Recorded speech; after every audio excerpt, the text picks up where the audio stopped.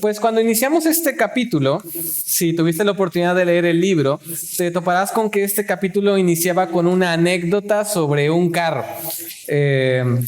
No me acuerdo si es del autor cuando era joven o no, pero era de unos jóvenes que querían impresionar a otros y entonces tomaron las llaves de un carro que no debían tomar, se subieron cuando no debían subirse al carro y con el freno puesto empezaron a acelerar el motor, ¿verdad? Para que se escuchara e impresionara a los demás.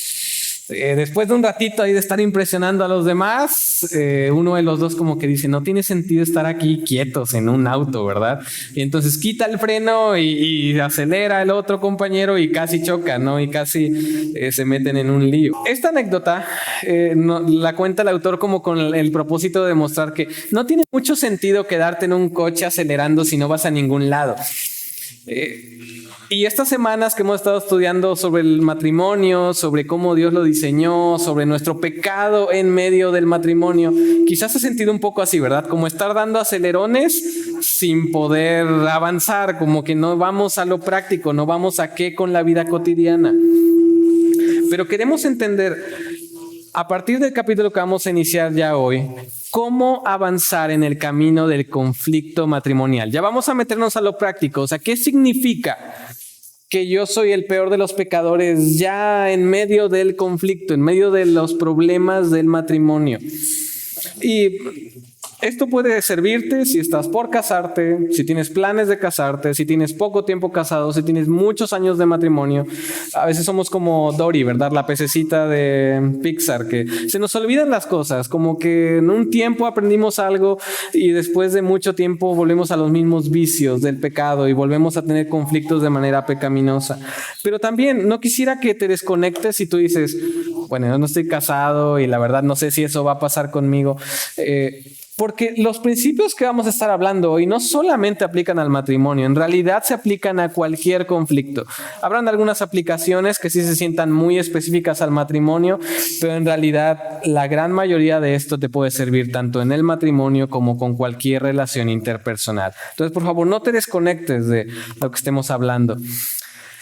El capítulo básicamente desarrolla las 4 velocidades. Dice que queremos avanzar en nuestro auto, ¿verdad? Y queremos meter primera marcha. Bueno, la primera marcha que desarrolla el capítulo es, en humildad, sospecha primero de ti mismo. Si tú quieres avanzar en el camino del conflicto matrimonial, tú debes, en humildad, sospechar primero de ti mismo. ¿A qué nos referimos con esto? A que la humildad confía en la justicia de Cristo y sospecha de la pretensión de justicia personal. A veces cuando estamos en medio de una discusión o de un conflicto con alguien, lo que damos por sentado es que nuestra parte, nuestra postura es la correcta y el equivocado está del otro lado. Pero mira cómo Gálatas 6 nos habla de nuestra perspectiva en medio de encontrar que alguien está haciendo algo malo, están en un conflicto. Dice, si alguno fuere sorprendido en alguna falta, vosotros que sois espirituales, restauradle con espíritu de mansedumbre. ¿Y cómo debo pensar sobre mí mismo? O sea, yo que soy el espiritual, un creyente que está ayudando a otro con su pecado, considerándote a ti mismo, no sea que tú también seas tentado. ¿Tentado a qué? A creerte algo. Porque mira cómo continúa. Porque el que se cree ser algo no siendo nada, a sí mismo se engaña.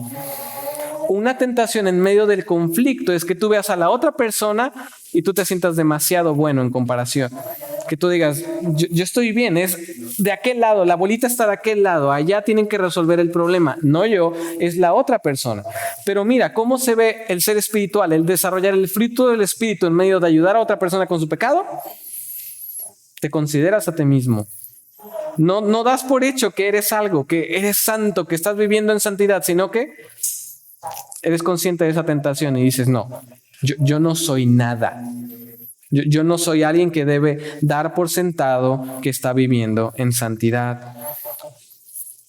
Además de esto, si te consideras, como hemos visto, el peor de los pecadores y como Pablo dice, miserable de mí, si tú te identificas con eso, entonces primero debes desconfiar de ti en medio del conflicto. Seguramente conoces Jeremías 17:9. Engañoso el corazón más que todas las cosas y perverso, ¿quién lo conocerá? A veces en medio del conflicto pensamos que yo lo conozco. O sea, yo ya tengo mi corazón bien recorrido y yo sé que ahora mismo estoy bien. A veces incluso llegamos a pensar o decir cosas como, o sea, Dios conoce mi corazón. Hermanos, si supieras lo que eso significa, no te provocaría tranquilidad. Si sabes lo que es que el Dios omnisciente conoce cada rincón de tu corazón, en medio del conflicto dirías, tal vez hay una esquina que no estoy viendo que está sucia. Tal vez aunque yo pienso que estoy intentando hacerlo bien, hay algo dentro de mis intenciones, hay algo en la manera en que estoy actuando que Dios sabe que está mal. Y porque yo no estoy sospechando de mí mismo, porque yo me creo ser algo, no estoy logrando percibirlo. El siguiente versículo de Jeremías 17 dice que es Jehová quien conoce el corazón y hay que tener cuidado con pensar que nosotros lo conocemos bien y está limpio nuestro propio corazón. Ahora, hermanos, incluso al estar seguro que tu cónyuge está pecando, que la persona del otro lado está pecando, Jesús no te permite enfocarte primero en eso. A veces algunos de nosotros tenemos la capacidad de sí ser un poquito más objetivos y decir, no, o sea, sí está pecando la otra persona. Y con eso justificamos querer empezar a tratar con el pecado de la otra persona. Pero mira lo que dice Jesús con respecto a esto. ¿Qué pasa si ves la paja en el ojo de tu hermano? ¿Y por qué miras la paja que está en el ojo de tu hermano y no echas de ver la viga que está en tu propio ojo? ¿O cómo dirás a tu hermano, déjame sacar la paja de tu ojo y aquí la viga en el ojo tuyo? Hipócrita, saca primero la viga de tu propio ojo y entonces verás bien para sacar la viga de la paja del ojo de tu hermano. Entonces, tengamos cuidado. Jesús está siendo muy claro. ¿Qué hay que hacer primero si tú no has pecado en otra persona? Primero, examinas tu ojo. Primero te enfocas en tu propio ojo. Ahora, hermanos, si tú ignoras, porque la segunda velocidad que queremos meter, ahí perdón, se me pasó que ya estamos en el segundo punto. En integridad, esta segunda velocidad, examina primero tu corazón. Primero quieres sospechar, no quieres dar por sentado que estás bien. Y si no das por sentado que estás bien, lo que tienes que hacer cuando metes segunda es examinar primero tu corazón. Examina primero tu corazón. Lo que Jesús dice en este mismo pasaje sobre la viga y la paja es que si ignoras tu pecado para enfocarte primero en el de tu cónyuge, eres un hipócrita. Y pudiera sonar un poco fuerte, como que, pero si realmente tiene allá la paja, si realmente hay que hacer algo allá. Pero lo que Jesús está diciendo es, ¿cuál pecado tienes más cerca? ¿Con cuál pecado puedes lidiar de manera más directa? ¿El que está allá o el que tienes en tu propio ojo? ¿Tiene sentido con una viga ir caminando y chocar con todo e intentar quitar la paja? Jesús dice, eres un hipócrita. Tú piensas que necesitas primero ir allá cuando lo más directo, lo más fácil, lo más evidente lo tienes en tu propio ser. Debes enfocarte primero en tu propio pecado, en tu corazón. Ahora, la metáfora, y aquí es que somos un poquito como astutos, ¿no? La metáfora no implica enfocarse en el cónyuge más culpable, sino que tu pecado sobresalga en tu perspectiva, porque quizás tú dices, pero dice que la viga primero y la viga está de aquel lado. La mía es paja, hermano. Ese no es el punto de la metáfora. El punto de la metáfora es que desde lo que tú puedes percibir, lo tuyo debería verse como viga, porque en lo tuyo sí puedes tú detenerte a examinar tu corazón. De aquel lado no sabes qué está pasando ahí adentro. Puedes percibir que hay pecado, pero donde puedes estar seguro que hay algo mal es en ti. Entonces, siempre deberíamos considerar en un conflicto lo mío como la viga, lo otro como la paja. Me encanta porque el autor sueña un poquito y dice, imagínate un matrimonio que se desarrolla así, que en cada conflicto los dos piensen que tienen viga y el otro paja. ¿Qué va a pasar? O sea, la manera en que abordan el conflicto no va a ser como tal conflictiva, sino, o sea, los dos van a estar en una posición de, pues mi problema más grande está de este lado. Y no se van a estar atacando el uno al otro, sino que van a estar buscando resolver su propio problema. Y después solucionarlo juntos. Si ambos se consideran como una viga, estarán en el mejor escenario para resolver el conflicto. Una segunda razón que Jesús da es que el enfoque en tu pecado es prioritario porque tu pecado te impide ayudar a tu cónyuge con su pecado. Por mucho que tú digas, no, pero es que de verdad sí parece viga lo del otro lado. O sea, como que es urgente tratar con eso. Jesús dice, no puedes. Hipócrita, saca primero la viga de tu propio ojo. ¿Por qué? Porque entonces, antes no. Es hasta ese momento en que tú sacas la viga de tu propio ojo que puedes ver bien para sacar la paja del ojo de tu hermano. No te engañes, no creas que puedes hacerlo en un orden al revés. Jesús dice que tú no ves bien. Si tú no has tratado con tu propio corazón antes de tratar con tu hermano, antes de tratar con tu cónyuge, tú no ves bien. Así que examina tu propio corazón primero. Y enfocarte en tu pecado significa examinar tu corazón. ¿Por qué he estado usando esto de manera intercambiable? Porque la Biblia afirma que el pecado sale de nuestro corazón. Del corazón salen los malos pensamientos, los homicidios, los adulterios, las fornicaciones, los hurtos, los falsos testimonios, las blasfemias. Y esto hay muchos pasajes que podríamos citar para afirmar esto. Es de nuestro corazón, del tesoro de nuestro corazón que sale lo pecaminoso o lo bueno. Entonces, ¿qué significa examinar mi corazón? Queremos ponernos prácticos, ¿verdad? ¿Cómo yo hago eso de examinar mi corazón cuando estoy teniendo un conflicto? Vas a examinar tres cosas. Primero, tus acciones. Examina tus acciones. Y aquí es donde se va a poner incómodo, hermanos. En medio del conflicto, ¿hablas con amor o tus palabras atacan a tu cónyuge?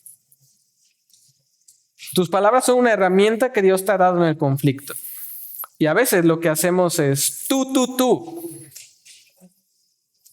Y estamos enfocándonos en mandar misiles que destruyen a la otra persona. Y no todos los mandamos de esa manera tan directa. Algunos usan las palabras como esta herramienta para atacar de esta segunda manera. Y es a través del silencio. Hermanos, sí, hay momentos donde tú puedes de manera santa decir, ¿sabes qué, mi amor? En este preciso momento no puedo resolver esto sin pecar contra ti. Permíteme un momentito, voy a otro cuarto, voy a orar tantito y regresamos. Hay momentos para eso. Pero muchas veces el silencio que usamos en conflicto no es eso, sino es un silencio de... Sí, sigue hablando. Y detienes la conversación. O sea, ya no es de los dos lados conversando al respecto, sino tú habla. Todo lo que tú quieras. Yo ya me salí del chat. Yo ya no voy a hablar contigo. Eso también es usar tus palabras para atacar. Eso es, quiero que sepas lo que me hiciste y hasta que no me trates bien no te voy a hablar. Eso también es atacar con tus palabras. Otra cosa para examinar tus acciones. Hermano, ¿escuchas con atención a tu cónyuge? ¿O ignoras sus palabras e incluso estás dispuesto a interrumpirlo? O sea, eso es sencillamente no me importa lo que tú quieres decirme. A veces estamos en medio del conflicto y te están hablando, pero dijo una sola cosa que ya estás pensando en el argumento completo para responderle y dejaste de escuchar todo lo demás. Eso no es amoroso. Eso es ver el conflicto como una especie de lucha en que a ver quién gana el argumento. Mira lo que dice Proverbios 18:13. Dice que es necio y vergonzoso responder antes de escuchar. A veces estás hablando solo en medio del conflicto, porque ni siquiera sabes lo que la otra persona piensa o dijo, lo que quiso decir. Escuchaste una pequeñita cosa de la que podías agarrarte para responder y ya. Dejaste de escuchar y estabas haciendo tu defensa mental del conflicto. Otra cosa con respecto a las acciones. ¿Tienes una actitud tranquila y paciente o una actitud enojada y violenta? Me gusta la manera en que algunos te ayudan a examinar como tu tono de voz, ¿no? Que es, o sea, estás en medio del conflicto con tu pareja o con quien sea. ¿Qué pasaría si de repente el pastor Daniel te habla por teléfono y le contestas? ¿Tu tono de voz sería exactamente el mismo? Si tu respuesta es no, Puede ser que hay algo allí que es violento, está enojado. Ahora si tú dices, no me importa, y yo sigo hablando así enojado con el pastor Daniel. Bueno, aún así reconoces que tu tono de voz no comunica amor, no comunica paciencia. O sea, un poquito de esto es a veces las maneras en que nos hablamos, ¿verdad? O sea, si Michelle se convierte en Michelle y deja de ser mi amor, cuidado, cuidado. O sea, si la actitud cariñosa se desvanece, tú no estás amando a tu prójimo como a ti mismo. Otra cosa que te puede ayudar a examinar tus acciones es, ¿estás triste por lo que está ocurriendo o usas tu tristeza para manipular a tu cónyuge? A veces nos sentimos como arrinconados y decimos como que ya no tengo ni qué responder y entonces sacamos el arma de estoy triste y es que tú no me comprendes. Si tú realmente me amaras, tú harías esto por mí. Eso es, me pongo triste para ganar esto. O sea, yo ya no tengo de qué manera lidiar con la conversación como tal. Entonces me salgo de la conversación, estoy muy triste y qué malo eres.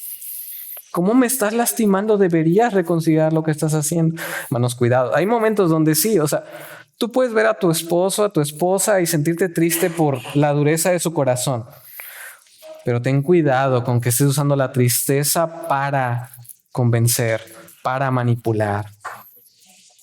Eso es engañar a tu esposo, eso es engañar a tu esposa. Vamos más profundo. Las acciones, lo que vemos en el fruto del árbol es solo lo de fuera. ¿Qué pasa dentro? Bueno, también debes examinar tus percepciones, lo que está pasando aquí en tu cabeza, en tu mente. Y esta es de las más complicadas en medio del conflicto. ¿Tu cónyuge tiene razón sobre tu pecado? Porque usualmente no queremos ni pensarlo. O sea, como dije al inicio, damos por sentado que mi corazón, que Dios conoce profundamente, o sea, es limpio, puro, santo. Como el joven rico, ¿verdad? Así dicen, o sea, ¿por qué me llamas bueno si bueno solo hay uno? Y el joven rico dice, yo también, ¿verdad? O sea, porque yo he cumplido la ley.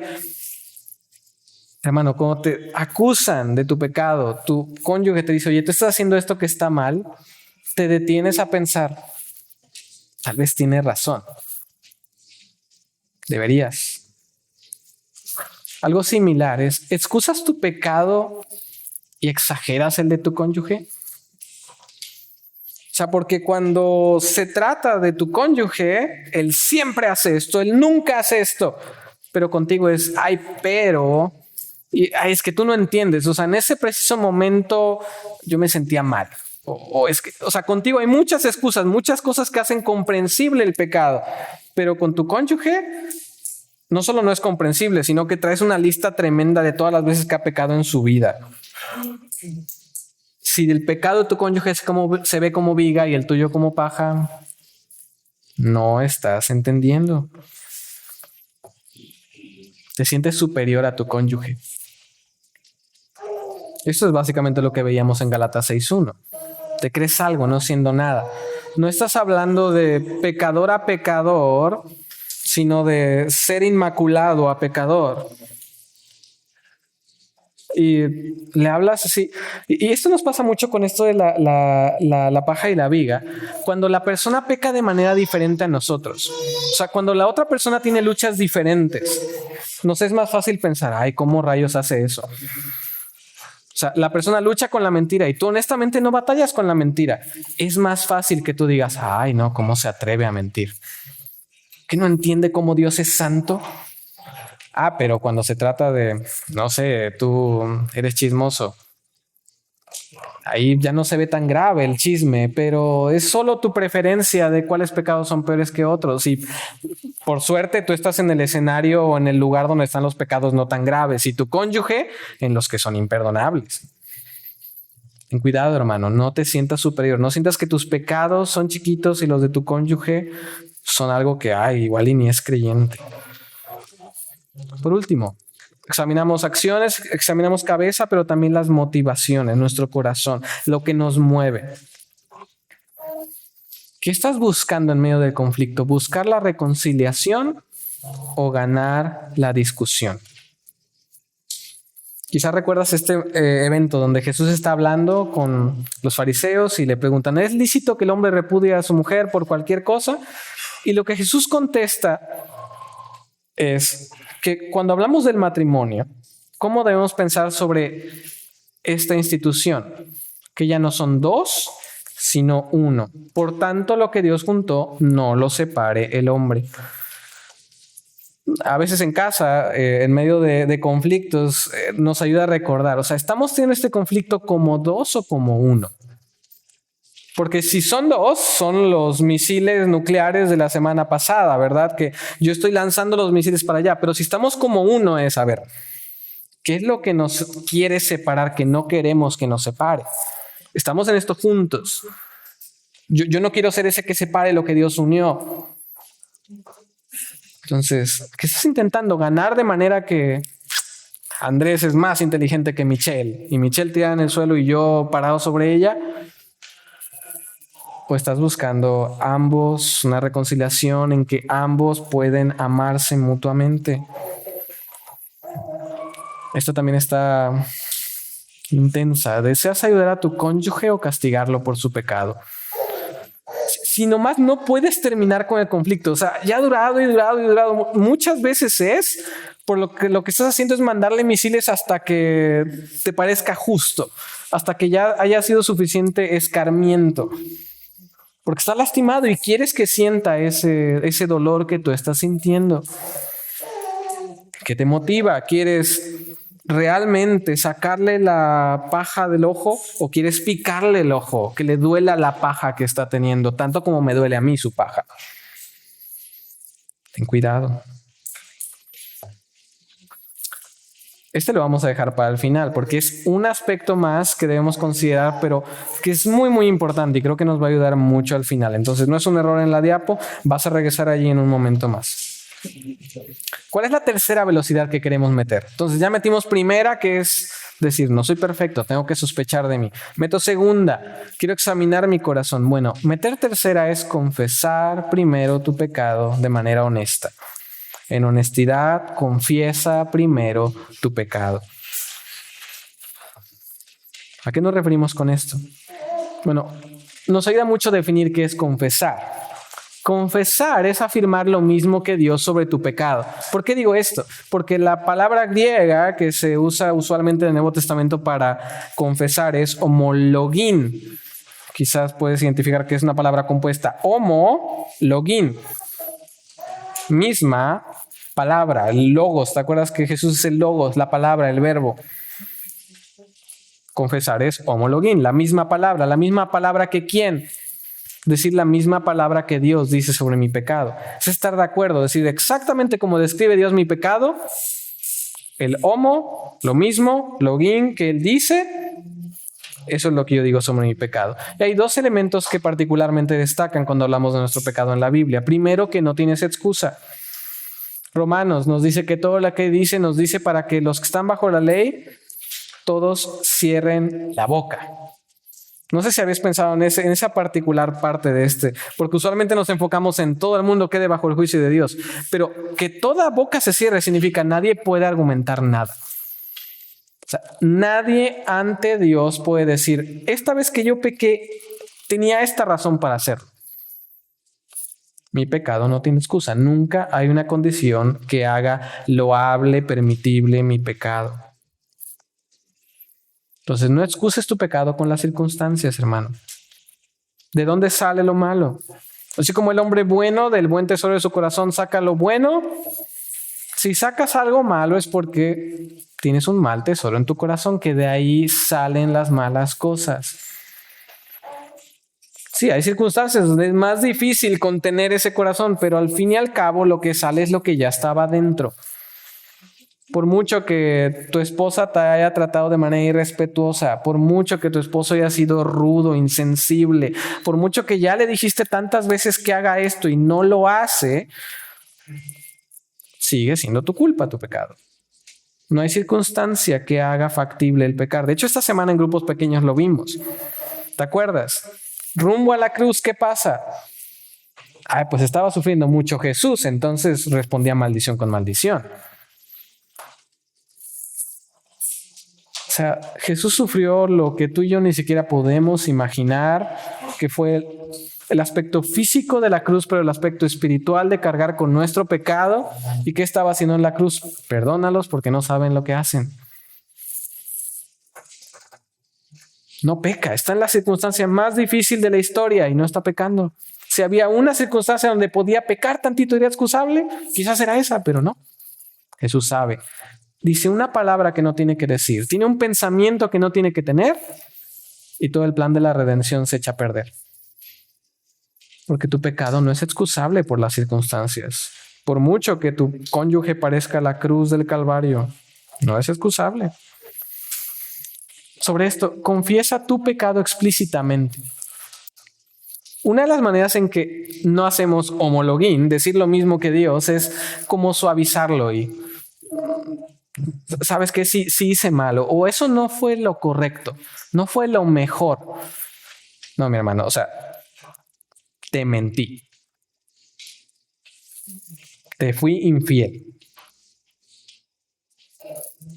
Te robé. Te hablé mal o te hablé de manera pecaminosa. Fui rudo contigo. No es, como que no fui el mejor esposo en ese momento. Decimos eso porque se siente un poquito más cómodo, pero tenemos que decir lo mismo que Dios. Si examinas la Biblia, si te das cuenta, continuamente Dios enlista pecados como lo que son. O sea, sí hay momentos donde como que generaliza todo, pero no porque le dé temor o sea incómodo mencionarlos por nombre, simplemente por el propósito del pasaje, pero en muchos otros pasajes enlista tal cual y a veces son listas incómodas.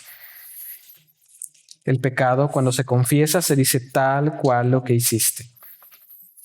Ahora, son dos cosas, recuerda, dos cosas que afirmamos lo mismo que Dios. No es excusable, pero también no mereces perdón. Y quizás ahí los más inteligentes ya sabían que ahí decía no, ¿verdad? En la otra rayita. Romanos 6:23, la paga del pecado es muerte. O sea, no hay para otro lugar. No hay otra cosa que mereces si eres el peor de los pecadores. Así que, en primer lugar, no exijas ni minimices el perdón. Y aquí quisiera ser muy claro.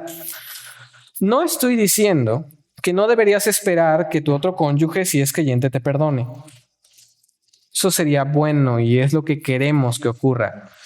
Pero el perdón no es algo que tú te has ganado. O sea, yo ya metí primera, ya metí segunda, ya metí tercera, ahora tienes que perdonarme. Ya me gané el mérito suficiente para que me perdones. No. Incluso debemos ser bastante sensibles.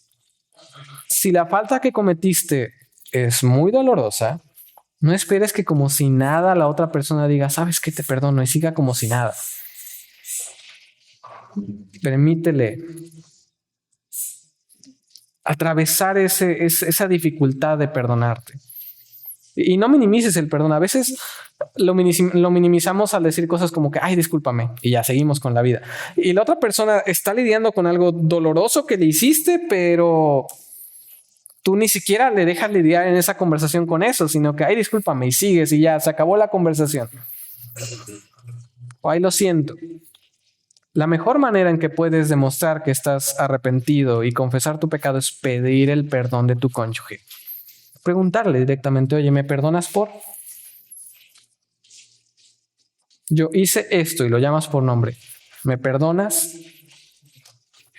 Y ahí guardas silencio y te esperas a que la otra persona decida si te va a otorgar ese perdón que no mereces. Vamos a volver a este tema del perdón en unas semanas y quisiera ahondar más, pero quisiera ahondar ahí en 2 semanas que habrán muchas cosas que podemos mencionar al respecto. ¿Cuál es la cuarta velocidad? ¿Cuál ya vas encaminado en la resolución de conflictos bíblica? En gratitud, enfócate en la gracia recibida. En gratitud, enfócate en la gracia recibida. Básicamente esta terminología la tomé del libro. Si tu objetivo es arruinar tu matrimonio, enfócate en las necesidades insatisfechas. O de manera más bíblica, la terminología más bíblica para esto son los deseos insatisfechos. ¿Por qué usa la frase de necesidades insatisfechas? Porque en nuestro contexto actual ese es como el término de, o sea, necesidades emocionales, es de lo que se habla con respecto al matrimonio. ¿Cómo puede triunfar un matrimonio si tú cumples las necesidades de tu cónyuge? Bueno, la Biblia habla de esas supuestas necesidades en un término de deseos. Ya lo veíamos, creo, con el pastor Mateo. ¿De dónde surgen los conflictos, las guerras, los pleitos? De nuestras pasiones. Literalmente esa palabra puede traducirse como deseos o incluso deleites. Aquello en lo que yo quiero deleitarme, que yo quiero conseguir para que sea mi deleite. Si tú quieres arruinar tu matrimonio, enfócate en las cosas que no puedes conseguir a través de tu matrimonio, que no te ha dado tu cónyuge, que no ha cumplido tu cónyuge. Sobre esto es importantísimo, hermanos, que distingamos entre una necesidad genuina y una inventada. Eso es esencial para un matrimonio sano. Usamos muchas veces la palabra necesidad de una manera que es incorrecta. O sea, sí, una necesidad genuina. Tú necesitas ropa. De acuerdo. No necesitas ropa de marca. Sí, necesitas comer. No necesitas salir de aquí, irte a, no sé, al Pampas. Necesitas comer. Arrocito con frijoles es suficiente. A veces hacemos este tipo de juegos de, o sea, lo deseo tanto que se siente como una necesidad, como que si no tengo esto me muero. Ten cuidado, no definas como necesidad cosas que solamente quieres mucho. Cosas que realmente si te las quitan no te pasa nada. Solo es difícil atravesar eso. Si te quitan la comida, te mueres.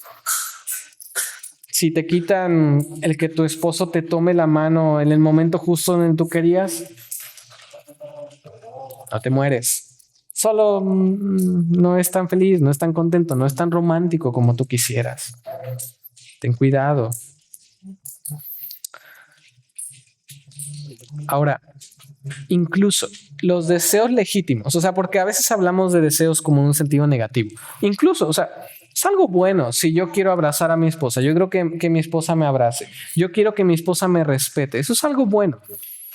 Pero incluso los deseos legítimos pueden tentarte a pecar contra tu cónyuge si son definidos como necesidades. O sea, una cosa es decirle a mi esposa, ¿sabes qué? Me gustaría que, bueno, más bien al revés, ¿verdad? Vamos a ponerlo al revés, usualmente desde de este lado. Si mi esposa me dice, me gustaría que seas más romántico. Está bien, se puede externar eso.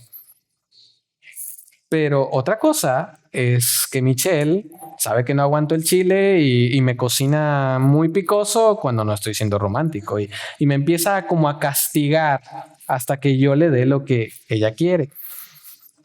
Y pueden ir a probar su comida para que vean que no hace eso, ¿verdad? Cuidado, a veces hay deseos legítimos que justificamos así, ¿verdad? El autor usa el ejemplo del orden y dice, o sea, yo cuando recién me casé venía de una familia muy ordenada, pero hasta lo reconoce como obsesivo, ¿verdad? Calcetines por colores. Y dice mi esposa venía de una jungla, ¿verdad? Y no era ordenada. Y él podía argumentar bíblicamente que Dios es un Dios de orden y por eso su deseo de orden era bíblico y correcto y tenía que ella ser ordenada. Sí, queremos ser ordenados, pero cuando estás usando ese deseo de manera pecaminosa, dividiendo tu matrimonio, definiéndolo como una necesidad, que si no tengo ese orden me muero y castigo a mi cónyuge, me peleo con mi cónyuge por eso, lo que te está motivando no es el Dios de orden. Ten cuidado, a veces justificamos deseos legítimos con una argumentación bíblica, pero de manera pecaminosa en la práctica. ¿Cuál trato mereces? O sea, ¿cuál trato merece el peor de los pecadores según la Biblia? Muerte. Y no solo muerte aquí, sino muerte eterna. O sea, cuando pienses, o sea, ¿cómo me trata mi cónyuge? ¿Es como yo merezco? No, mereces algo mucho peor. Mereces muerte eterna. La paga del pecado es muerte. Cualquier cosa mejor que eso es pura gracia.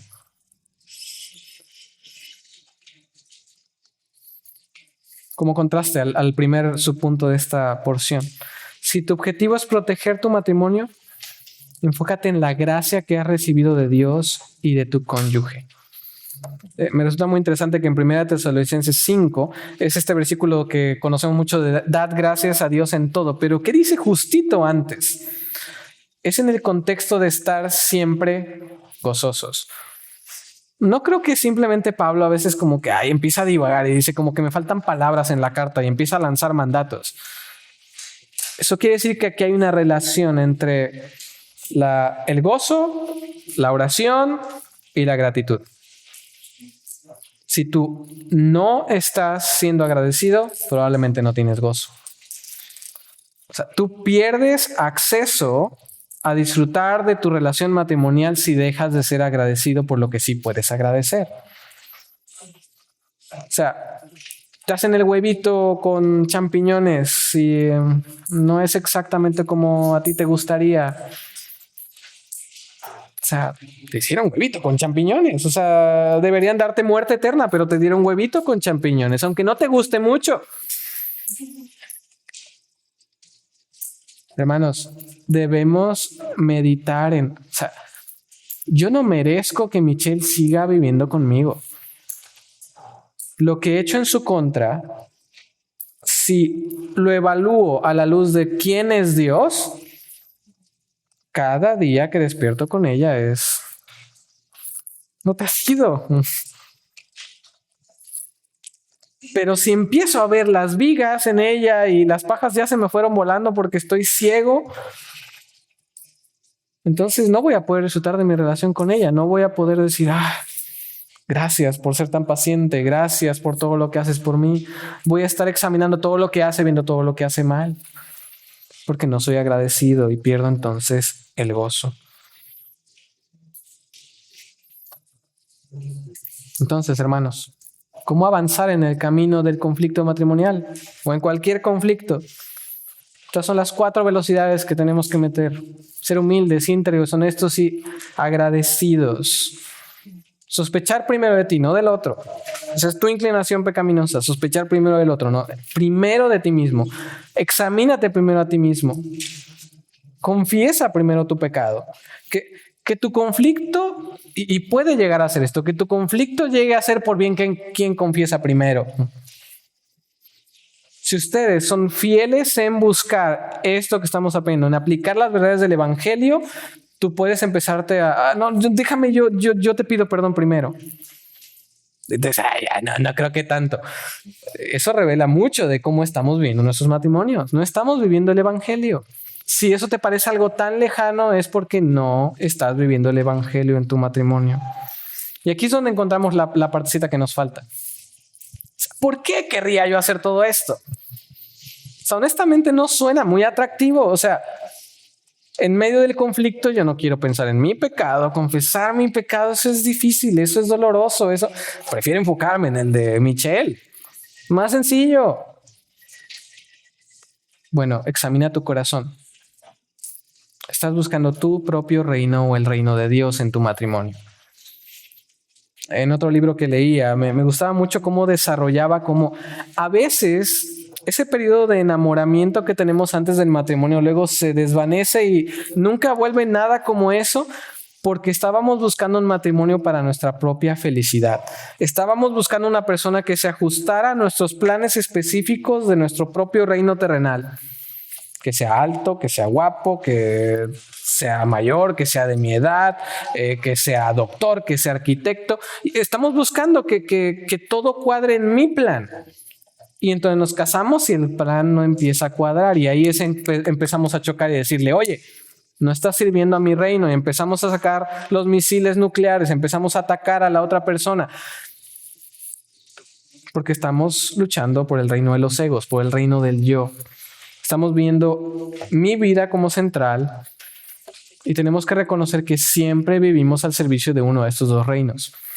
O vivimos al servicio de la pequeña agenda de la felicidad personal de nuestro propio reino, veo a mi cónyuge como un medio para ser feliz, o vivimos al servicio de la grandiosa agenda del reino de Dios. Si yo estoy buscando el reino de Dios sobre todas las cosas, voy a estar dispuesto a humillarme ante mi cónyuge y decir, aunque se ve que pareciera que eso es viga y esto es paja, voy a tratar primero con mi paja hasta que se vea como viga y hasta que aquello se vea como paja. Aunque no sea lo más cómodo. Yo amo a Dios y no estoy en este matrimonio para ser feliz, sino para amar a Dios sobre todas las cosas, para buscar su reino sobre todas las cosas. ¿Para qué? Si no quieres avanzar y quieres retroceder hacia tu propio reino. Entonces, rompe tu hoja y deja solamente la última parte. En necedad, culpa de todo a tu cónyuge. O sea, si todo esto no te suena bien y tú dices, no, o sea, yo prefiero vivir para mi propio reino personal. Yo prefiero usar a mi cónyuge para que me haga feliz. Regrésate a la ciudad de las armas nucleares. Vives al servicio de tu propia agenda personal de felicidad. Pero nota qué significa esto. Si tú vives tu matrimonio de manera consistente y permanente así, enemistades, pleitos, celos, iras, contiendas, disensiones, si no estás avanzando hacia el reino de Dios, si no estás metiendo primera, segunda, tercera, cuarta, no vas a llegar al reino de Dios. Si tu vida matrimonial es ejemplificada por tu culpa, por enemistades, pleitos, celos, iras, contiendas, disensiones, hermano, amigo, no vas a heredar el reino de Dios. Ten mucho cuidado con desconectar tu vida matrimonial de tu vida cristiana. No uses tu matrimonio para ti. De hecho, pudieron ver que ahí le añadí un sí, ¿verdad? Es el reino de los ciegos. Porque quieres culpar de todo a la otra persona. No quieres ver tu propio pecado. Si no quieres ver tu propio pecado, no quieres ver el reino de Dios. Esa es la realidad. En el reino de Dios todos vamos a estar ante Cristo y vamos a decir, Él es el Cordero. Estoy aquí porque Él murió en mi lugar. Yo merecía muerte eterna. Y tu matrimonio es parte de eso.